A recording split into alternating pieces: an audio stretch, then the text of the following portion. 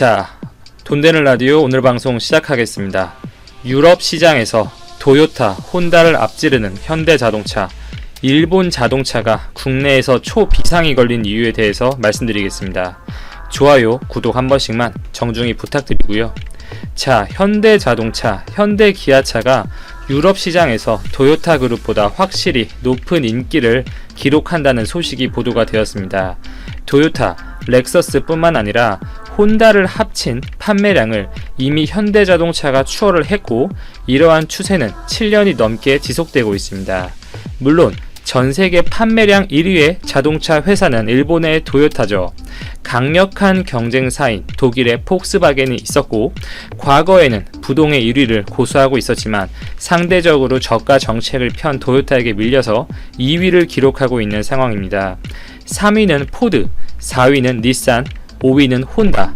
현대와 기아자동차는 각각 6위와 8위에 위치해 있습니다. 글로벌 시장에서 명백히 일본 자동차 기업들은 분명히 강세를 보이고 있죠. 현대, 기아 자동차는 유럽 시장만 놓고 보면 토요타, 혼다를 확실하게 앞지르고 있는데요. 1일 현대차 그룹의 발표에 따르면 올해 상반기 유럽 시장에서 현대 기아차는 합쳐서 무려 55만 대를 판매했고, 해당 기간 동안 토요타 그룹과 혼다를 합친 판매량 48만 대보다 약 7만 대를 더 판매하였습니다.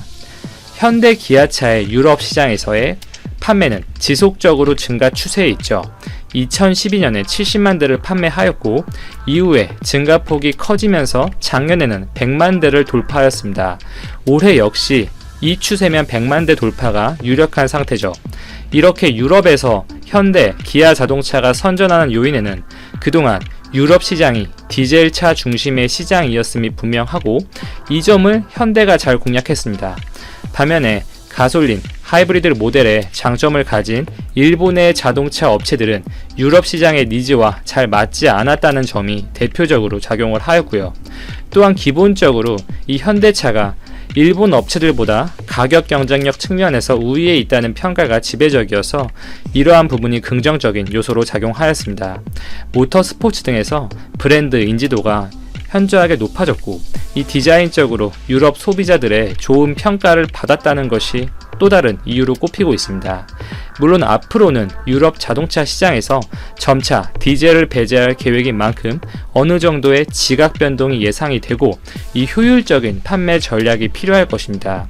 대내외적으로 여러 이슈, 비판도 분명 많지만 현대자동차는 분명히 세계적인 기업임에는 확실하고 지속적으로 좋은 행보를 보여줬으면 좋겠습니다. 일본의 자동차 업체들은 아직 전 세계적으로 보면은 이렇게 견고한 흐름을 보이고 있는데요. 그 중심에는 철저하게 뒷받침되는 일본의 내수 시장이 있죠. 일본 국민들의 자국 자동차 사랑은 대단하죠. 그리고 미국과 동남아 시장을 완전히 장악하고 있는 상태입니다. 지난 7월 글로벌 생산량은 전년 동월 대비 1% 늘어나서 231만 대를 기록하였는데요. 자, 전체적으로 이렇게 그로스하게 보면 아주 좋죠. 그러나 한 가지 불안한 흐름이 감지가 되고 있습니다. 일본 업체들의 텃밭이었던 이 동남아 시장에서 경고음이 울리기 시작했는데요. 중국, 인도, 인도네시아 시장에서의 부진이 이어지고 있고, 전반적으로 아시아 지역에서의 감산이 분명해지고 있다고 니온게이자의 신문에 보도가 되었습니다. 중국에서의 생산량은 2% 감소하였으며, 태국에서는 자동차의 대출 심사가 엄격해지면서 판매량이 줄어들었고, 이에 따라서 토요타, 혼다 각각 10% 이상 생산량을 줄였습니다. 이렇게 판매와 생산량이 감소하면서 하반기에 생산 계획을 수정할 가능성 역시 전망되고 있습니다. 한국 시장에서도 일본 자동차는 힘을 잃어가고 있죠. 일본 제품 불매 운동이 본격화되면서 일본 차의 판매량이 급감하고 있습니다. 과거 독일차, 디젤 게이트 이후로 국내 수입차 시장에서 가장 이득을 봤던 일본의 자동차 기업들이었죠. 한국 수입자동차 협회가 발표한 8월 수입 승용차 등록 현황을 보면 지난달 일본차의 신규 등록은 1,400대였고 지난해 같은 기간 3,300대를 기록한 것에 비해서 무려 57%가 감소하였습니다. 7월의 판매량이 전년 동기 대비 17%가량 줄어든 것과 비교하면 8월 들어서 그 감소폭이 무려 3배가 넘게 증가한 것입니다. 일본과의 경제 마찰이 발생하기 전 시점의 판매량과 한번 비교해 보도록 하겠습니다. 6월의 판매량이 대략 4,000대였으니까 65%나 판매량이 줄어든 것이죠.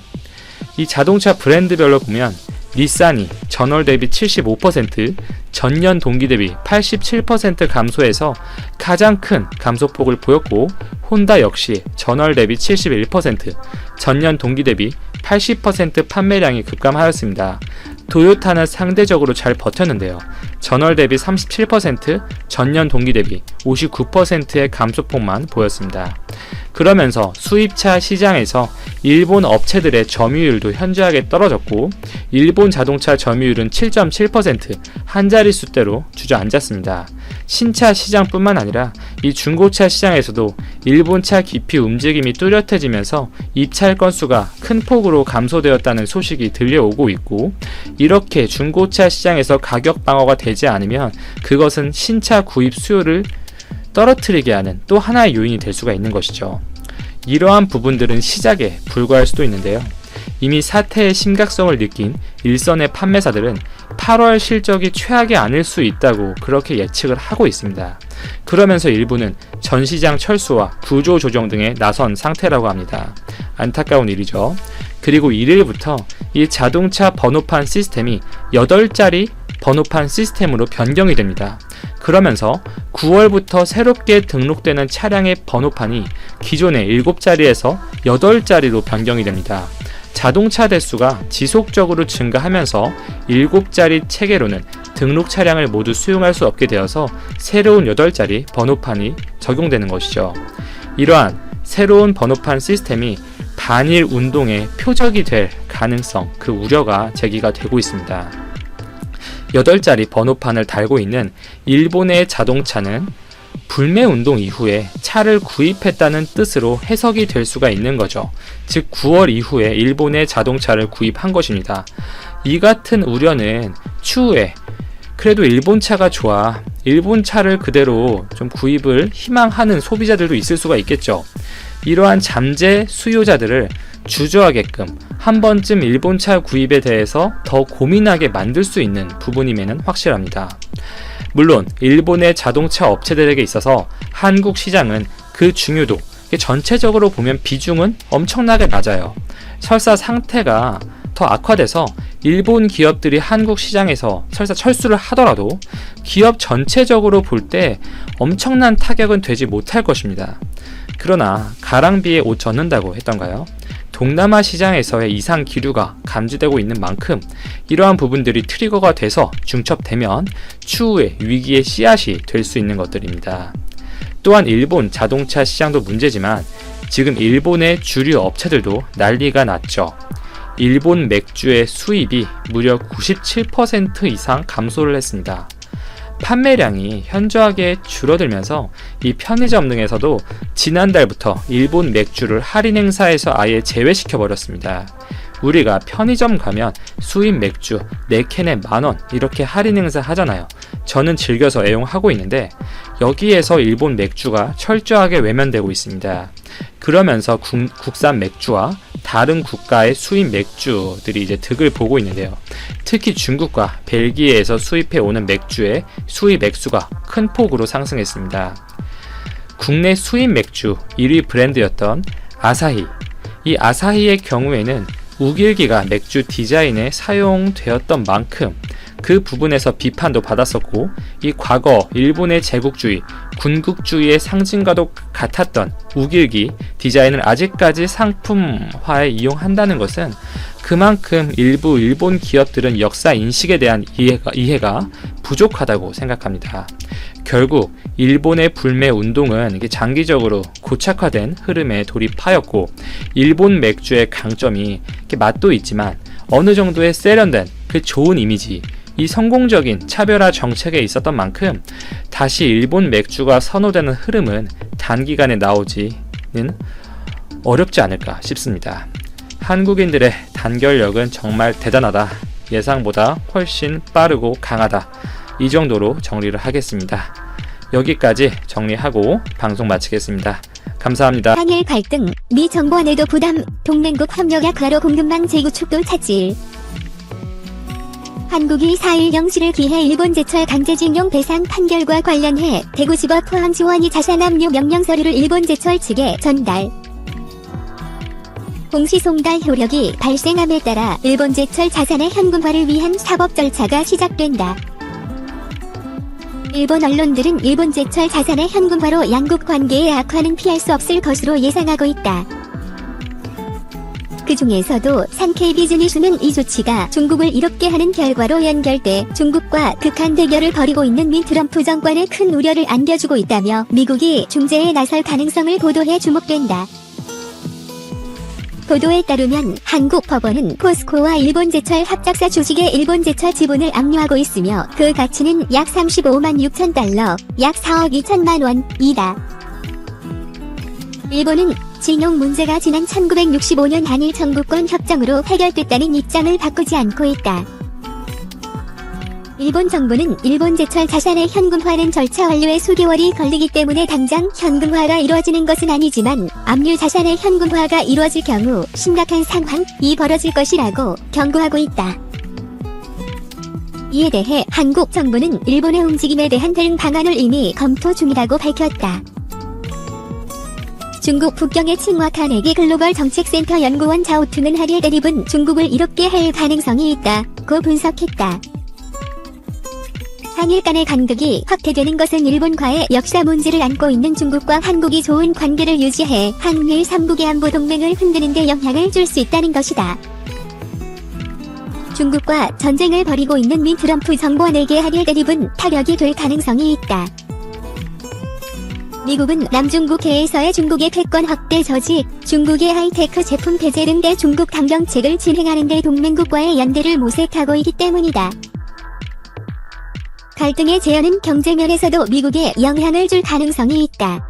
미 정권은 중국 공급망의 미국 내 회귀를 촉진하고 있고 필수품 조달 등에서 일본, 한국 등 아시아 동맹국의 협력을 호소하고 있다. 징용 문제와는 별도로 일본과 한국은 세계무역기구에서 일본 정부의 반도체 재료 등의 수출 제한 조치를 놓고도 대립하고 있다. 산케이비즈는 행정부가 그동안 한일 갈등 중재에 소극적인 자세를 보여왔지만 지난해에는 중국과 북한을 포함한 공통의 위협에 맞서기 위해 한일정보보호협정 실효 직전 막판에 협정을 유지하라고 한국을 압박했다며 미 행정부의 대응이 주목된다고 끝맺었다. 이낙연 김구의 꿈, 김부겸 판문점 선언 비준, 다주민 한일관계 개선. 더불어민주당 당권주자들이 광복절 75주년을 맞아 8아레아 15의 의미를 되새기며 인류 국가를 위한 각자의 비전을 제시했다. 이낙연 민주당 당대표 후보는 15일 자신의 페이스북을 통해 국민의 성숙한 역량으로 우리는 이제 함께 잘 사는 인류 국가를 세울 준비를 갖추었다고 직감한다. 백범 김고 선생의 꿈을 이룰 수 있게 됐다고 저는 확신한다고 밝혔다.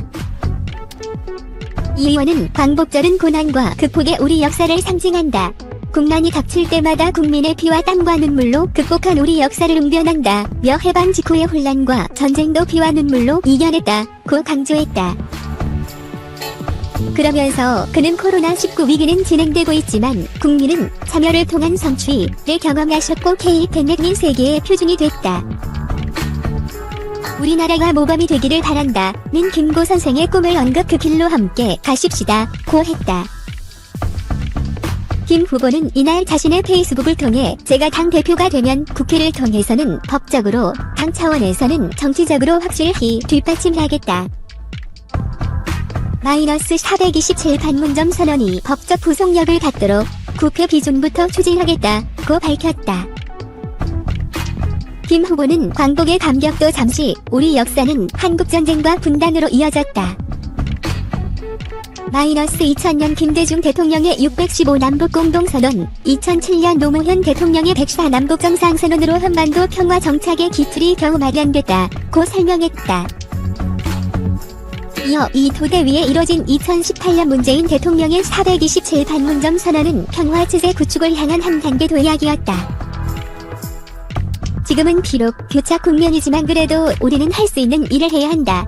이인영 통일부 장관에게 힘을 실어드려야 한다 고 강조했다.